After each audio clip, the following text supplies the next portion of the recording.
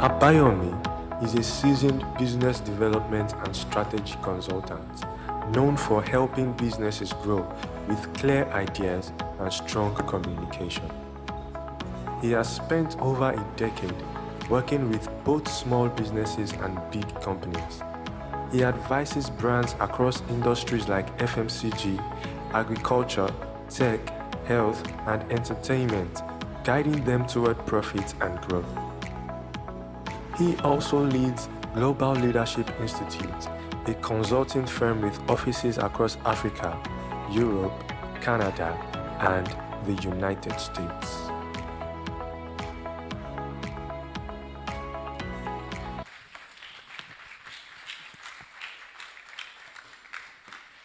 Good afternoon, everyone. Good afternoon, everyone. I'm so excited to be here. And that was a powerful session, right? We enjoyed ourselves. We're challenged. Yeah, fantastic. Why still in that mood? I just want to talk to us about carnal things. I want to talk to us about building businesses that are sustainable. We were here yesterday, and I think we did about 10 businesses that were bold enough to put themselves out there in ideation phases and existing businesses.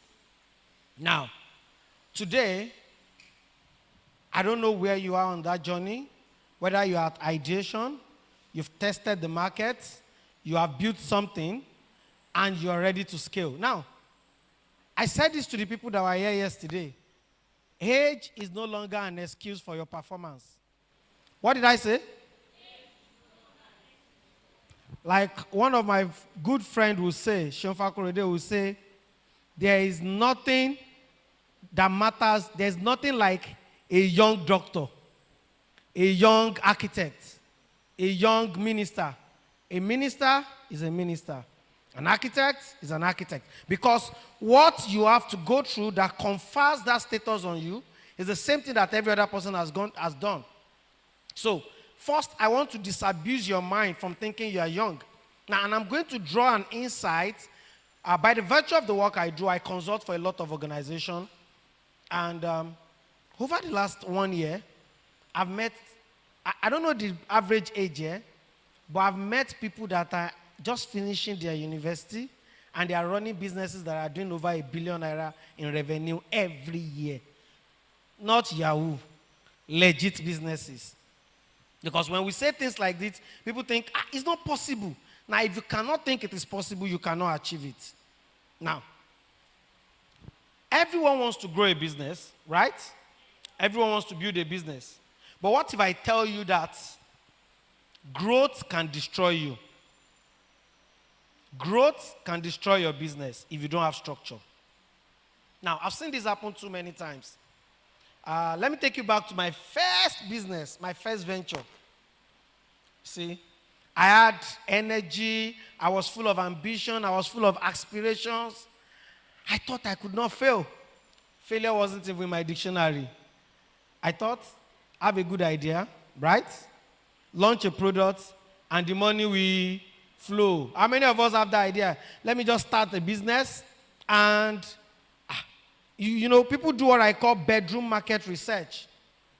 How many people stay on OAU campus? As at the last estimate, I know that about 30,000 people in OAU. Okay, what do people eat every day? People will eat bread every day. Now, every day I'm on my bed and I'm thinking this out. If there are 30,000 people on OAU campus, and I sell bread to them at 1,000 naira per one. If I can get 1,000 people to buy my bread, how much have I made in a day? 1,000 times 1,000 is what? 1 million naira. Multiply by 7 days, that's how much? 7 million. Multiply by 4, 28 million. What does that make me? A millionaire. Now, this might sound funny, but this is how many of us started our businesses in our head. Now, it's not bad. You have started. The most important thing is you have started. But remember what I said at the beginning.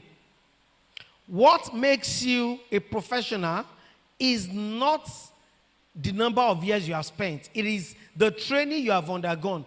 either by exposure, experience, or by teaching. It is important to understand that you can have the passion, but if you don't have structure, clarity, and understanding on how to build a real business, what you're going to have with you is what I call expensive hustle. Expensive what? And that's the spirit a lot of us have. We are not entrepreneurs, we are hustlers. Do you know what an hustler is?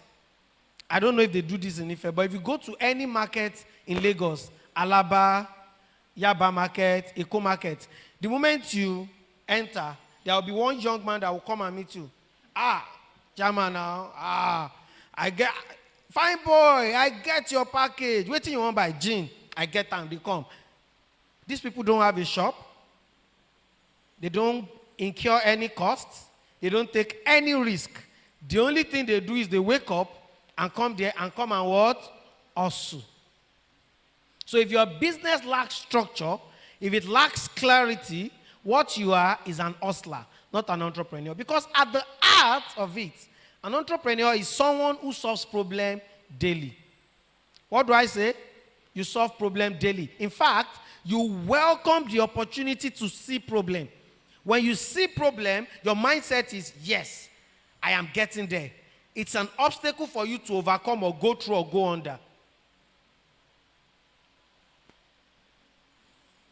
Let's be honest. How many of you have started a business without a real plan? Fantastic. How many of you are running a business that cannot survive a week if you take your hand off it personally?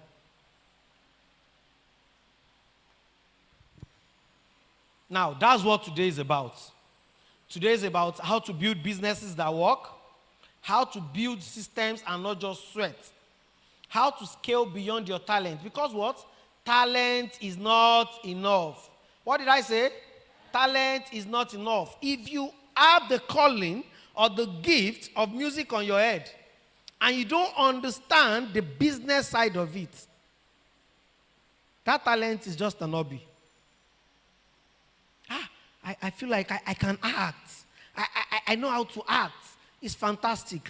But do you understand the business of acting? And that's what the world outside the church have mastered. That is why we don't have many kingdom entrepreneurs that are seizing the market. Because we focus so much on talent and skills that we don't understand how the market works. To be a successful entrepreneur, to be successful in any industry, skill just come about 10% of the industry. 90% of it is understanding the business of the industry. I'm putting on an apparel by my designer, Wura Fadaka. I've known this guy since 2018 and I've been using him. I've seen his growth. Now, this guy grew from sewing in Ilorin, went to Europe, continued his business there, came back to Nigeria. Presently, he owns the biggest fashion business in Kwara State. They just expanded to Lagos. They've expanded to Abayomi. Now, I am saying this is something he could listen to. He said it publicly. He doesn't know how to sew. He has never put a machine together and sewed by himself one day. And he has been running his business for more than 10 years. He takes his clothes to kings and queens. Do you know what he mastered? He mastered the business of fashion. Now, he uses what I call OPM, OPT, and OPR. He uses other people's time, other people's money, other people's resources to put the business in place and make something for himself. So, am I saying you should not chase to be skillful? No. But I'm saying that if skill is the only thing stopping you from starting that business, then all you have is an excuse. What is a business really? Let me correct a false impression. Business is not what you do to make money. Because remember the story of the hustlers? Are they doing business? Are they making money? Are they doing business? No. Are they making money? Yes. It is not a business. What they are doing is hustle. Now, I will explain to you why I said that. What is a business? Let's read this together. 3, 2, 1, go.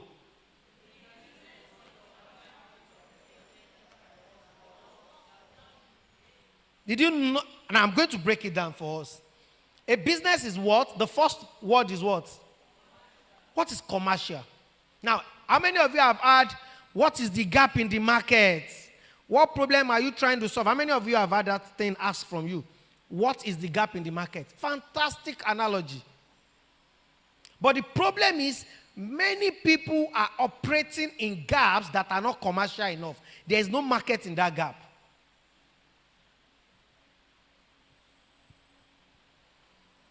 Just because I'm seeing this man of God putting on these white sneakers right here in everyone. And immediately I say, why is everybody not putting on sneakers? Everybody could put on a sneakers. That is a business idea. That is a gap I want to fill. But the question is there market in that gap? Now, how do you know is there market in the gap? How many people have that need?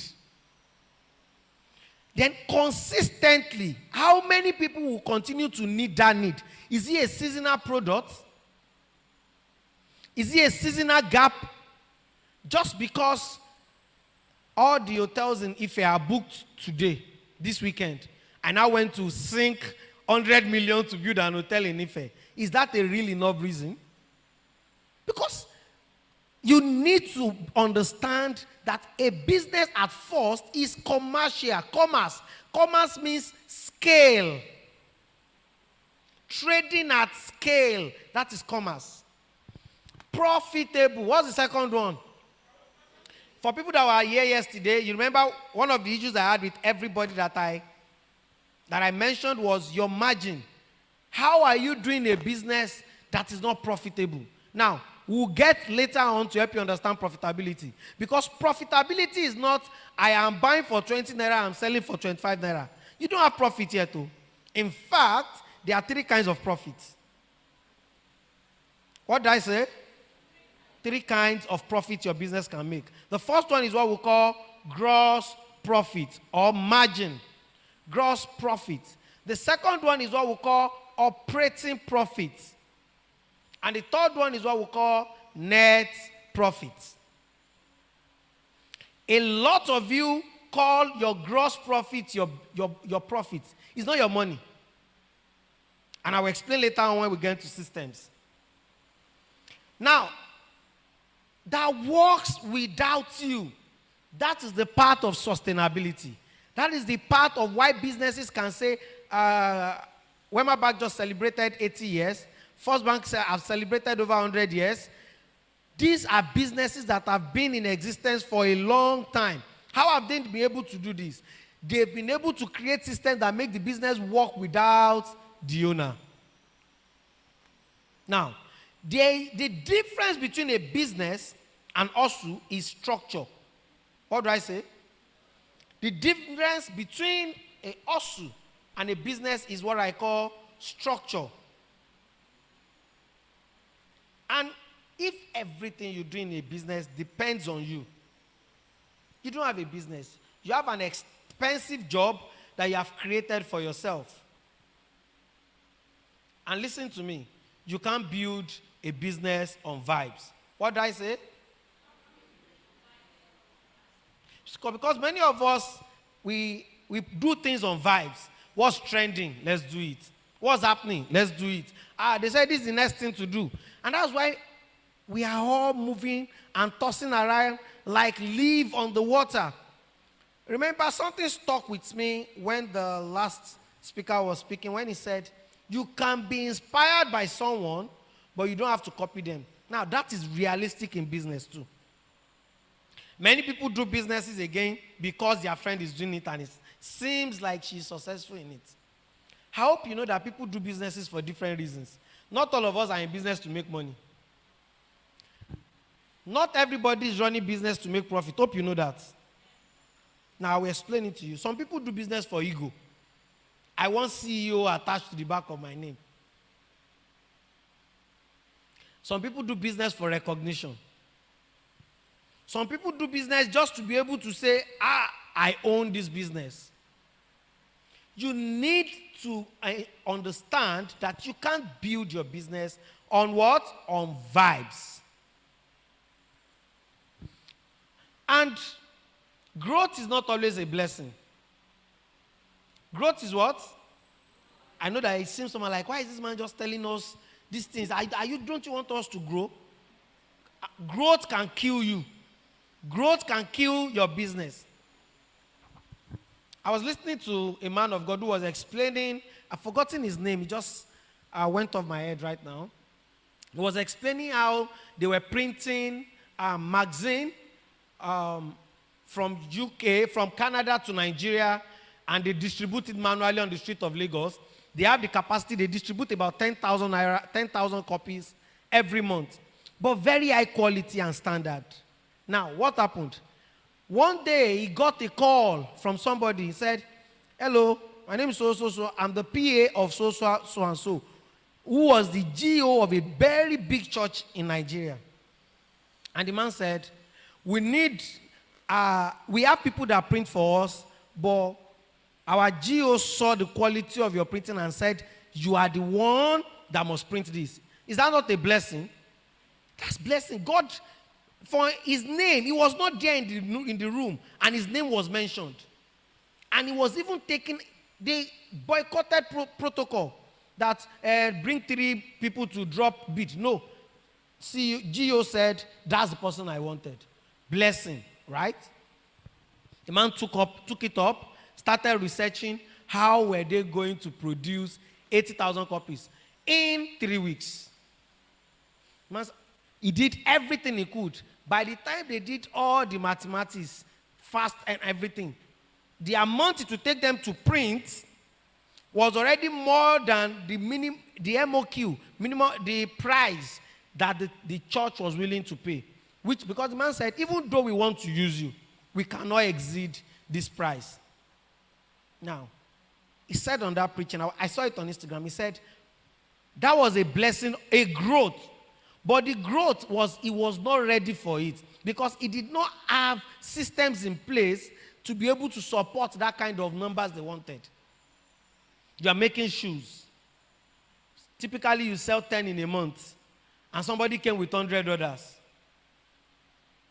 You are a fashion designer. Somebody wanted, you sell ready to wear, you do 1 or 2.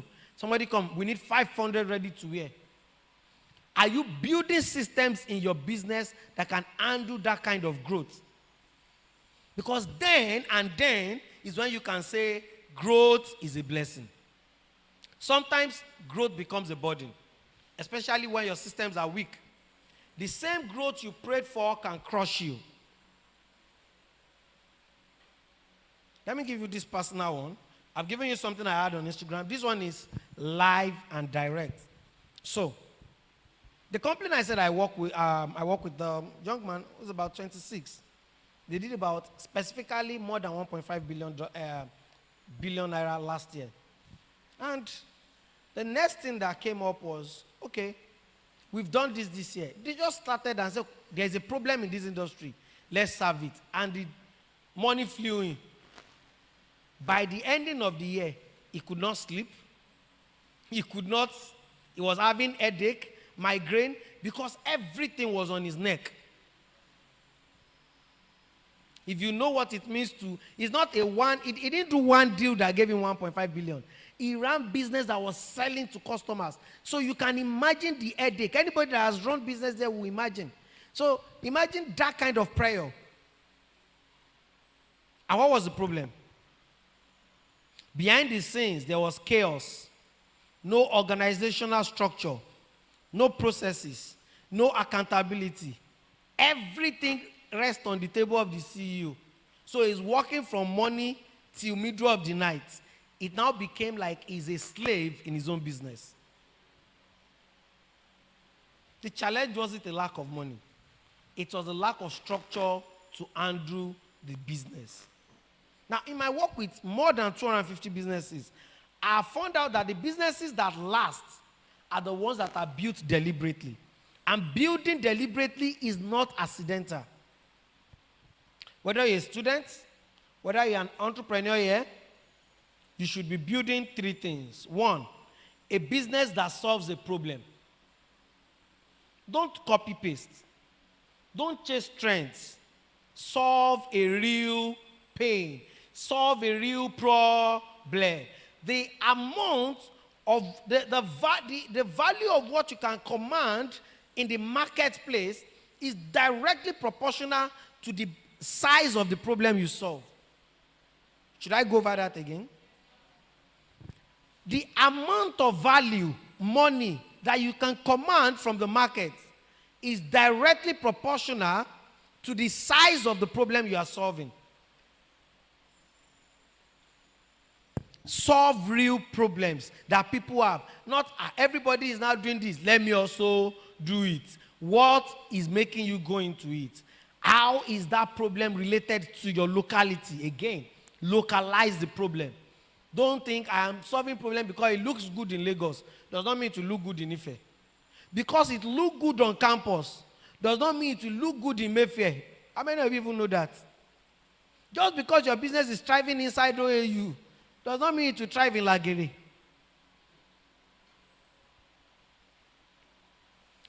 The second thing you must do, you must build a structure that can run without you. Systems, people, processes. That's how you grow. You need systems in place. You need processes that people can follow. And you need people to drive that system. That is how you can grow. And then lastly, you need a plan that is bigger than you. Now, because you cannot fulfill your vision alone, because you cannot do business alone, you need what? You need people. And people don't just come to you. People buy into your vision. So what exactly is your vision for your business? You need a plan that is bigger than you. And in that plan, you want to be clear. What is your vision? What is your mission? I call these two things big, hairy, audacious goals. B-H-A-G, BHAG. Big, hairy, audacious goals. You must be able to identify where am I going with this business? Okay, I'm making shoes. By 2030, this brand of my shoe would have 1,000 feet or 1 million feet wearing them in comfort. You must be able to marry your vision, make it big enough to scare you, but such that it drives you to achieve it. Don't play mediocre. The same energy it takes you to chase 1,000 naira is the same energy you need to chase 1 million naira. I know it's very difficult for all of you to believe right now. I will use my personal example. When I moved to Lagos in 2015, and I worked with consulting firms and everything, then I started, I can offer this service to you. There's one of our services that we offer. 2017, I would not forget, I was in Abuja. I think I went to Abuja. That was my first time I've been to Abuja, but that was my first time of flying to Abuja. And I was coming back to Lagos. And these people called me. They wanted to do this, they want to do this. I charged them 50,000 naira. That was the biggest money anybody has ever paid me before. Now, 50,000 naira, right? That same service that I offered in 2017 for 50,000 naira, we can't even offer it to anybody for 500,000 naira now. The same energy it takes you to chase 1,000 is the same energy that it takes you to chase 1 million. The only thing lacking is information and positioning. What did I say? Information and positioning. Now, you won't grow. You cannot even build a business if you don't have systems, because you can't scale chaos. If your entire business operation is in your head, if you are making shoes, if you are doing clothes, do you have a clear production plan? When I take my clothes, I'll spread it on the cutting board. I will mark it, then cut it, Now, what does that do for you when you take away what is in your head and put it down? Immediately, it makes it easy for you to get somebody to help you. Because then there's no, many of you run businesses the way our mothers cook in the kitchen. How do our mother put condiments, salt and maggi in the food? They put it until the spirit tells them to stop.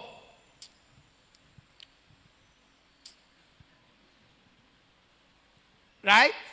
Now, the difference between us and when you see white people giving you recipe about food, they will tell you, take 5 ounces of water. Now, put it on the fire. Let it boil for 3 minutes. Now, they will give you, everything is measured, and they will give you a clear, but all of they ask you to come and cook party jollof rice. I don't know the kind of jollof. You see all those chef jollof rice, forget it. The one that is the sweetest, underneath of jollof rice, that bottom of pot. If you have eaten the one that they cook, all those chefs cook, they don't have, the underneath of the pot is not always sweet. But the one that our mothers cook, that all the ingredients is in their head. The measurement, have you seen your mother measure before? Measure. What are they measuring? Water, edasi, salt. The one that amazes me is when my mother, when we are pounding yam, she will just be saying, oh yeah, put more water. Oh yeah, pound it again.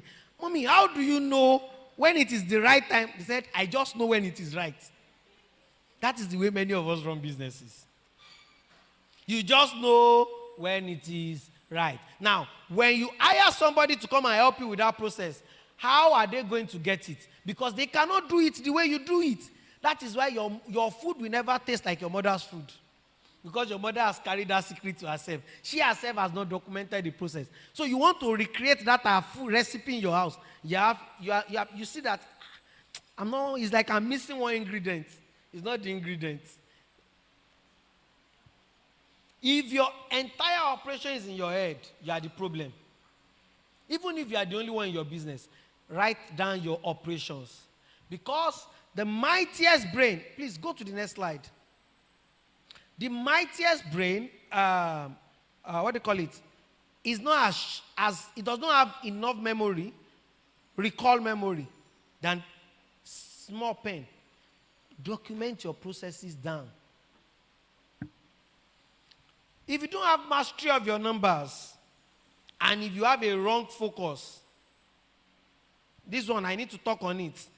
Many of you, what you call I have a business is setting up your Instagram page, putting the name of the brand, and say, now I own a business. That is not enough. That is not a business. What you have is just like, I want to build this church now. And I come up with the 3D view of this house. Do we have a house yet? What we have is what? A visual appearance of what it will look like when it is working. That's why when I see people that, my brand is about creating loyalty, creating love, I smile, because your brand is not what you say it is. It is what people feel when they come in contact with your brand.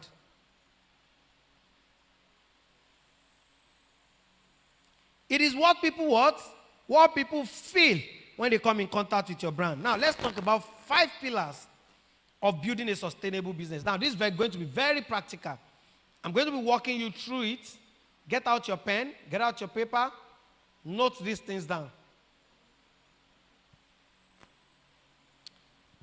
In order to build a business, the first thing you need to understand is, in starting your business, in growing your business, there is a lot of confusion, because there's a lot of things going on in your head.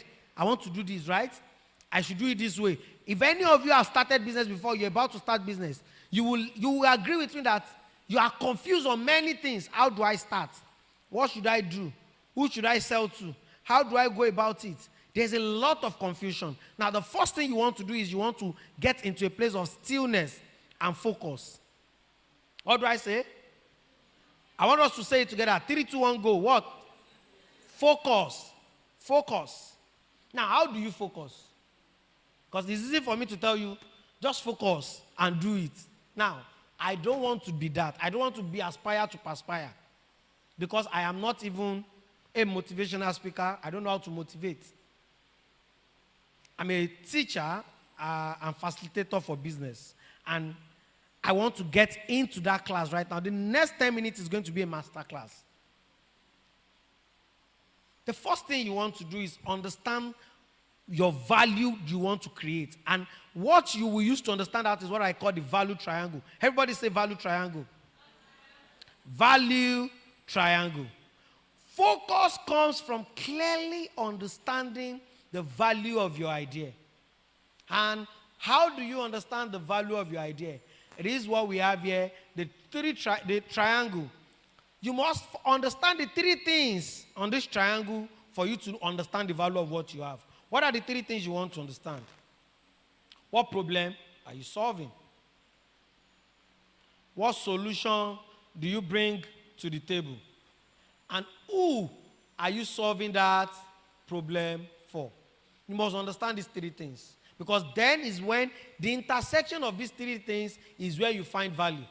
Because if you are solving problem for the wrong audience, there's no value. Because the people you think you are solving the problem for, they cannot find the value in it. It's not a monologue. It's a dialogue between you and your customers.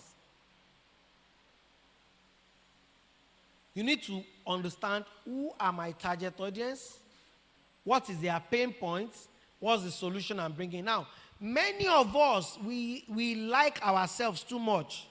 We are in our mind and in our head. So everything is about us. So what do? We start from the solution. And then we look for the audience and want to force our solution on them.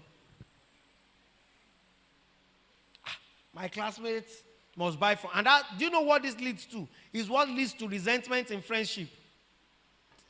I started business. Can you believe that Bimbo did not patronize me? Is Bimbo your target audience? Nobody is as any obligatory to support you unless you just want them to buy out of pity. And then if they buy out of pity today, what's the sustainability of that business? Okay, you are able to use pity to beg people to buy from you today. What happens tomorrow? What happens next month? That's why when I see people come on Instagram, I've paid 50,000 to this trade fair. Nobody is buying from me. Please come and help me. And they go on Instagram. You are doing two harm to yourself. One, you become a brand that nobody can trust.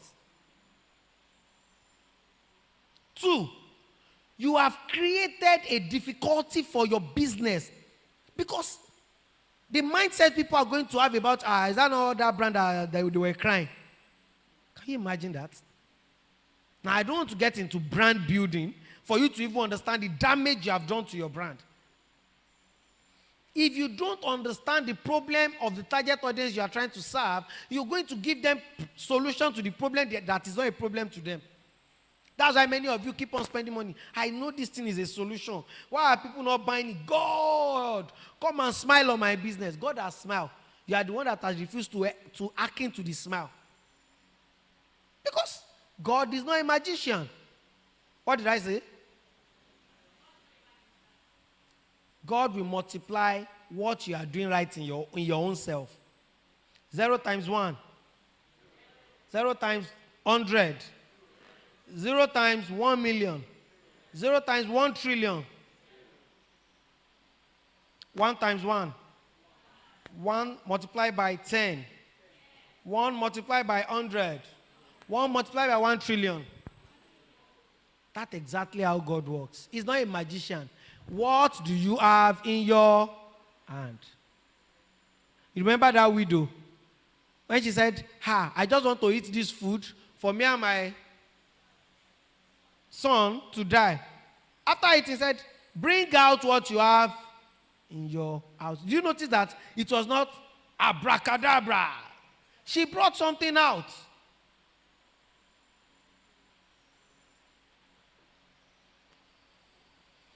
And the first thing you want to do in the 5 pillars of sustainable business is your value proposition. What problem are you solving? Who are you solving it for? Why should they pick you over others? Pure water does not sell because it is water. Right? Pure water sells Because it is affordable, accessible, and it is perceived safe. That's why we are not going on the street and everybody is just going to go and drink water from the stream. Why are you doing the business you are doing right now?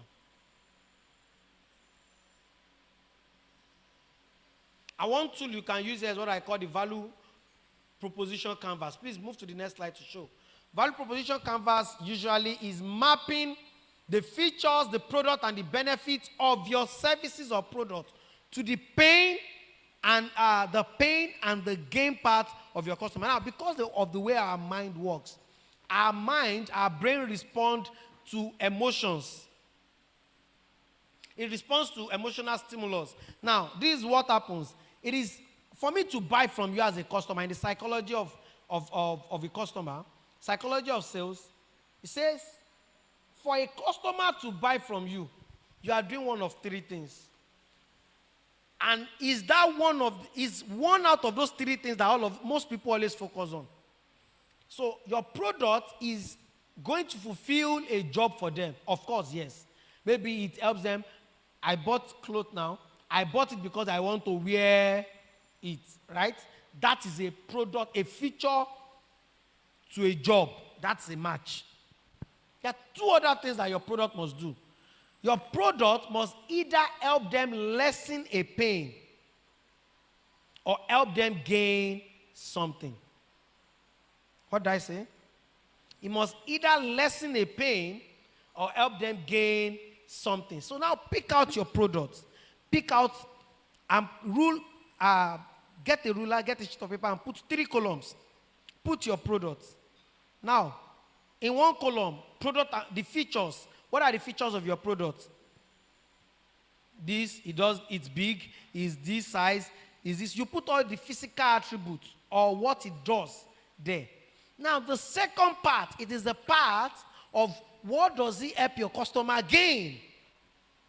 If you sell wigs, how many of you think, why do you think women wear wigs? Let's be practical here. Why do you think women wear wigs? Randomly. Who wants to tell me? For beauty, fantastic. What else? Save time, fantastic. What if I tell you that all the things you are saying are fantastic, but there's one very important reason why every woman wants to wear woman hair. What do people call it? 25 inches drawn, or what do people call it? Double drawn down. Thailand hair, Brazilian wig. Every woman wants to turn head. They want to walk into a place confidently and feel like all eyes are on me. Now, when you unlock that emotional part of your business, it helps your marketing, because then I want to sell a wig. I no longer communicate and say my wig is 25 inches, is double drawn, is this. The next thing I want to show you is, can you see the wig she's putting on? I sold it to her. See how beautiful she looks. See how confidently she's strided on this altar. That's the way my wigs will make you feel. I change it from trying to sell the product and features, and what am I selling? What it helps her to gain. What does Piggy Vest help you do? It helps you to save. That is the features of Piggy Vest. That is the job it is doing. But that is not really what Piggy Vest is activating in the emotional part of your brain. The trigger, emotional trigger for Piggy Vest is it saves you. It reduces your pain of spending the money that you should save. Remember when I told you that a product can only do 2 emotional things: help you gain something or help you reduce the pain of something. When you spend that money that you should have kept for your rent, what happens to you? Pain of being sent out of the house. When you spend that, you see, so you understand now that that's why Piggy Vest will never tell you. They keep on hammering to you, save for your house rent. You see the advert, save for that big day, save for vacation. Because they understand that nobody saves because they want to save. Everybody saves because of the fear of, when I need this money, how will I get it? So what does Piggy Vest help you do? 2 things. It helps you gain and it helps you save. What did they do with that gain? They tell you when you save with us, you will gain interest. Then they will save you pain by helping you to save. So do the same thing for your business. I hope I've spoken to somebody here today. I want you to be able to go back to your business and identify what are the emotional triggers that my business touches in people. Because only then can you really say that you have a clear-cut value proposition that is linked to what people want. The second thing, now I'm moving fast. The second thing is you need to model your business. Every great business runs on a business model. And it's a blueprint of how you will make money. Every great business runs on a business model, which is a blueprint of how you make money. How do you make money? How does Facebook make money? How does Facebook make money? Running ads. Can you imagine that many of you don't even know? You use Facebook, but you don't know how they make money. Now, let me tell you one rule of the thumb. If you don't know how a product makes money, you are the product. What did I say? If you don't know how a product makes money, you are the product.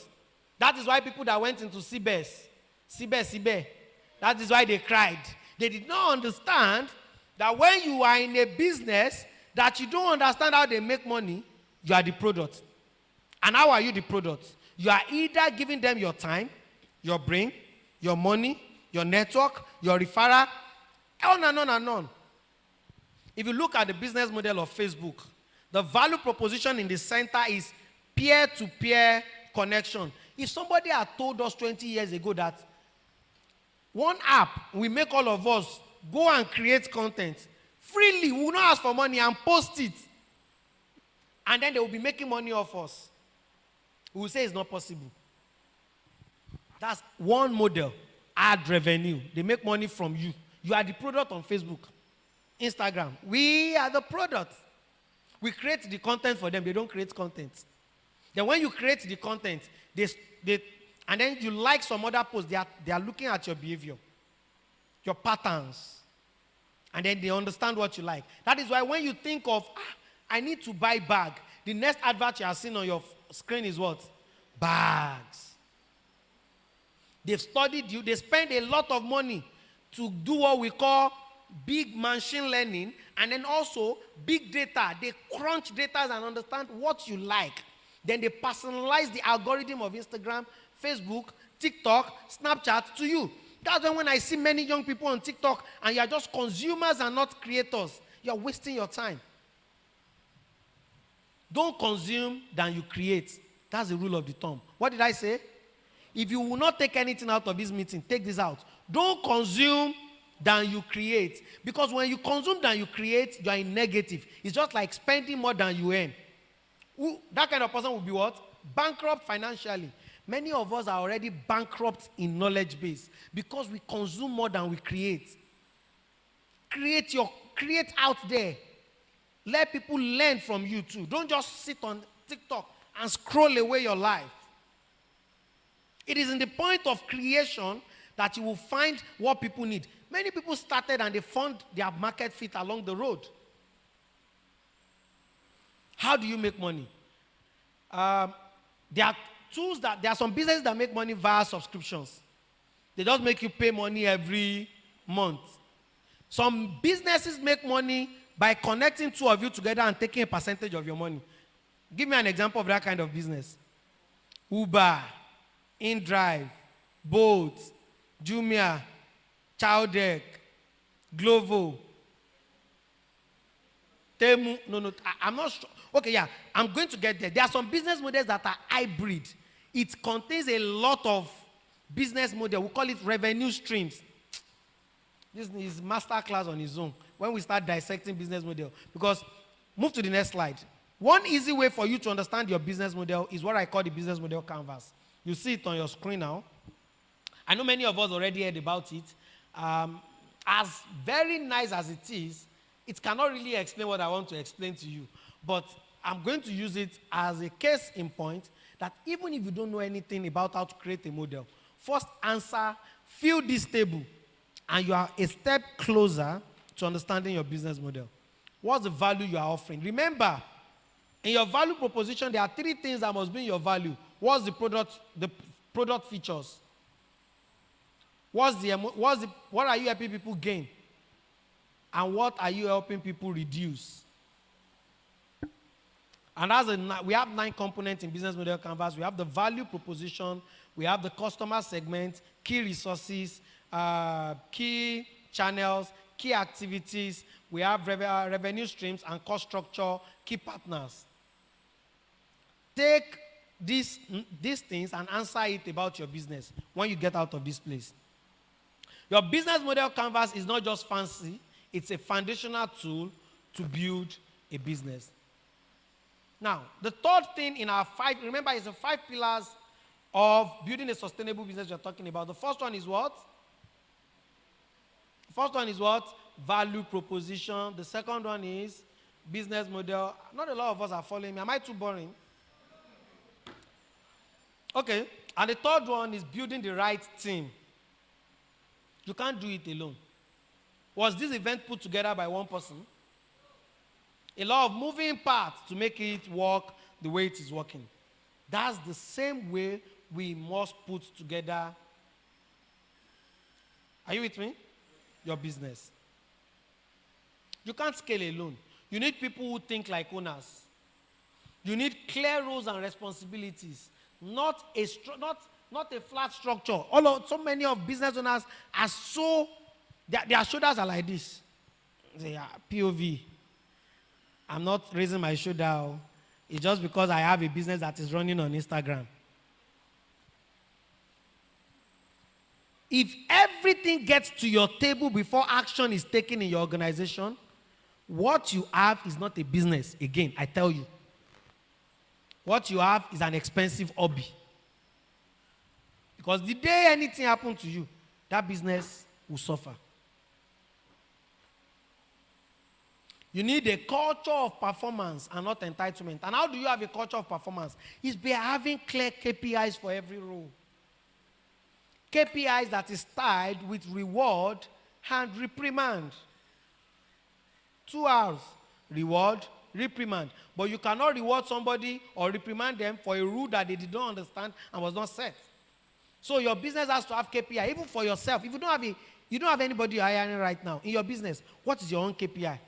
By the end of May, I would have spoken to 50 people. You are running a business, you are not even talking to people. You are not selling. Your number one job as a business owner is to sell. What do I say? Sell. I'm shy. I don't know how to talk to people. Then why are you in business? Build a team that grows the business when you are not in the room. Build a team that grows the business when you are not in the room. The fourth one is you need to set up systems and processes, because systems create consistency, processes create freedom. I mentioned it early on. And how do you do this? You need to build SOPs, standard operating procedures for every part of your business. Then you need to delegate. You need to trust people. Remember, that's why you need to have KPIs that comes with reward and reprimand. Don't worry, some of you might not really understand the value of some of these now until you start your business. So I believe that this is a seed. Don't worry. There are some things I learned. I did not even know they were valuable. It was when I just got something, I said, oh, this was what they were saying that day. That oh moment will come for you. I hope that oh moment will come, not ah. You know, there are two different things. Oh is yes. That means it was in line. But if you do it means you get it. If you don't get it, now, how do you set up systems? You need to ask yourself 3 questions. Can this be repeated without me? Can this be repeated without me? Is this documented? And the third one is there a standard? If you can checklist these 3 things, you already have system and processes in your business. Can it be done without me? Is there a clear guideline that is documented? And is there a minimum standard they have to strive to reach? Those 3 things are fine. You have a business. Lastly, know your numbers. Know your what? Like I told the people yesterday, I said, in God we trust, every other thing bring data. In God we trust. God can say anything, we will trust him. But you see, you that you are mortal mere men, like myself. If you say anything, bring data to back it up. That was the problem we had with some of your market viability and visibility yesterday. Many of you were just assuming, you know, the whole of Osun State, there is no, who told you that? When a clear Google search like this will show me about 5 to 3 people that are doing the same thing you want to do. Know your numbers. If you don't know your numbers, you're like an aeroplane with its pilot flying in the air without a radar, without navigational control. What will happen to that plane? It will crash. Your numbers are key. Business is an art and is a science. It's an art, A-R-T, because it comes with creativity. It comes with innovation. It comes with ideation and idea. But again, business is science. Because business requires testing, measuring, retesting, and documenting.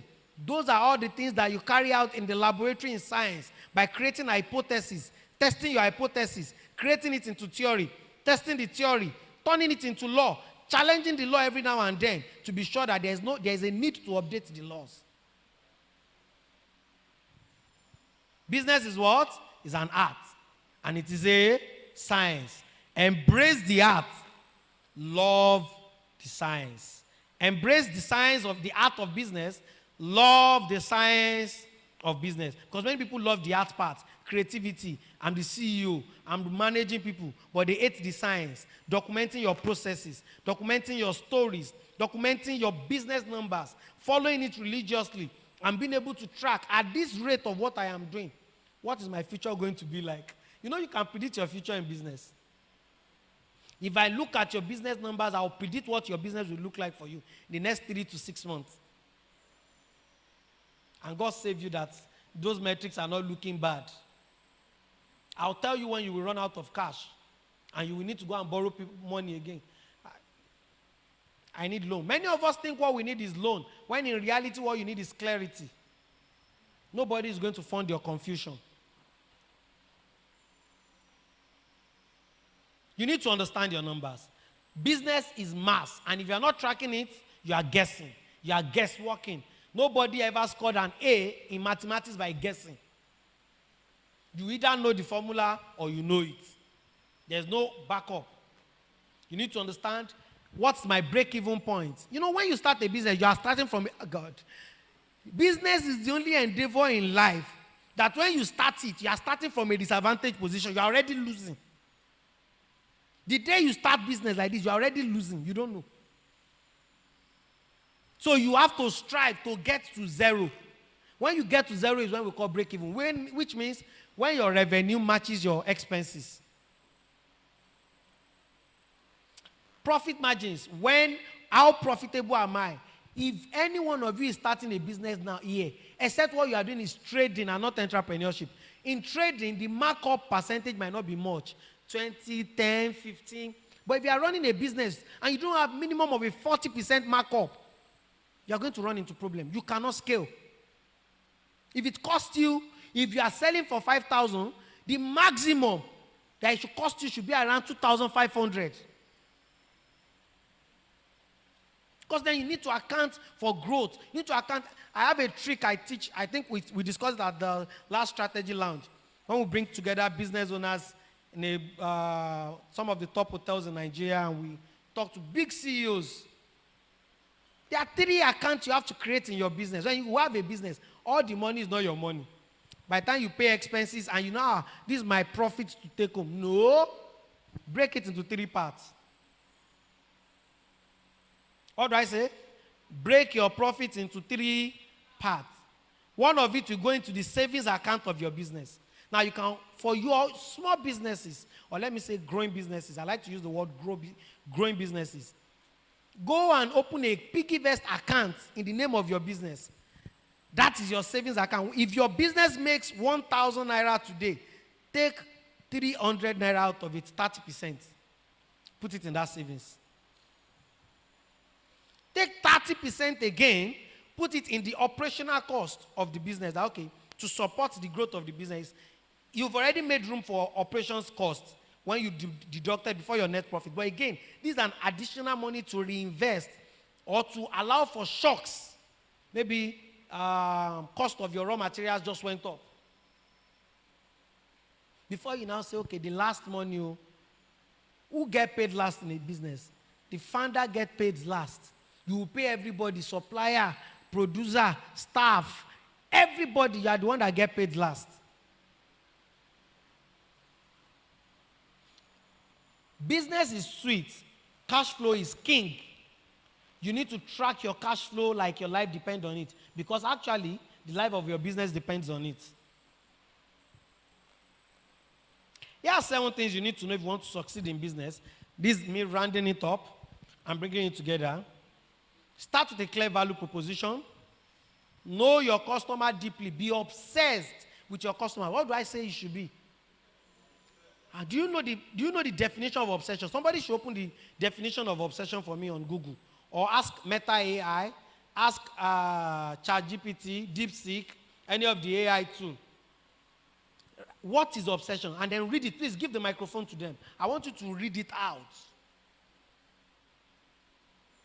Now look at the adjective behind obsession. Be deeply obsessed about your customers. I'm reading from Cambridge Dictionary. Something or someone that you think about all the time, which could be unhealthy. You have to think of your customers to the point of it's unhealthy. Not, I did not say one customer. Oh. Let's say, the business person that came that day said we should. That's why I like my customer. Don't misplay your with business. Oh. Meant it 10 you will not collect your. But be obsessed with your customers in general. What makes them tick? What do they love? What do they hate? Are they satisfied? Am I satisfying them? Will they step out like they are your wife? Am I satisfying them? Am I making them happy? What makes them angry? How can I make the service better? Number 3, build systems from day one. If you don't build the systems from beginning, see, anybody that has run business long enough here will tell you that it is hard to implement later. It's hard and expensive. I'm working with an organization right now. Just negotiated for us to bring in a marketing agency for them. And going to be spending 1.5 million naira every month. Not on advert. That's the money that agency is going to be collecting as our service fee. Why? Because they did not implement it from day one. So, and the business is in a very difficult financial position. We don't have the time for trial and error and say, let's hire marketing people and be doing, we try it, you did not do well. We needed results. So, build systems from day one. Don't say you are too young. Build your systems from day one. If I'm going to be making shoes, how do I buy, where do I source my materials from? Document. Where do I buy my products from? Document. Where do I, how do I start production? I cut my shoes to this diameter. I use this to measure. You have to clearly outline it. It's not guesswork. It's not estimate. Know your numbers like your Bible. That's for people that know their Bible. Sha. Let me use another word. Know your numbers like your phone. I think that's more appropriate for this generation. Know your numbers like your... You have to be obsessed about your numbers again. See, I'm using the word obsession. You have to be obsessed about your numbers. I have one of my friends. He's a doctor. He owns a dental clinic.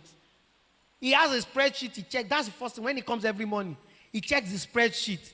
Checking customer counts, customer feedback survey, looks at profit, he looks at money, he looks at everything that is coming in. You cannot grow your business if you don't know your numbers. Test, measure, and improve. What did I say? Test, measure, and improve. Now, why do you need to test? Remember when I said business is what? Business is a science. And in science, what do we do?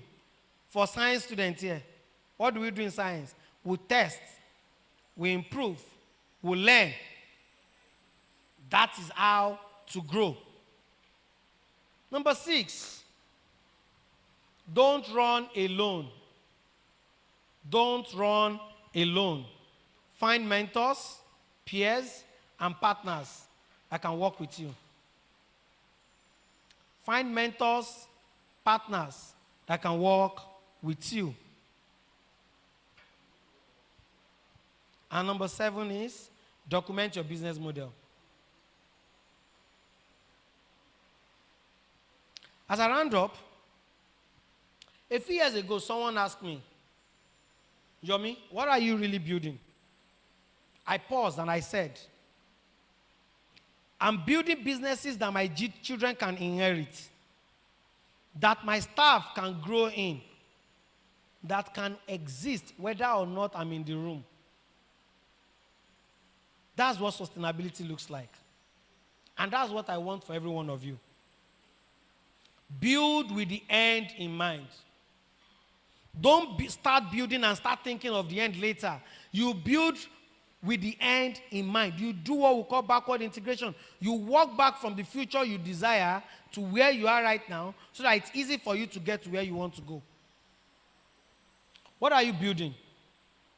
As I round up, what are you building? Something to brag about or something your children can inherit?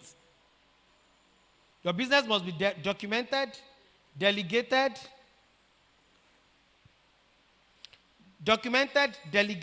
designed for scale, and driven by value. The 4 Ds. Documented. Your business must be what?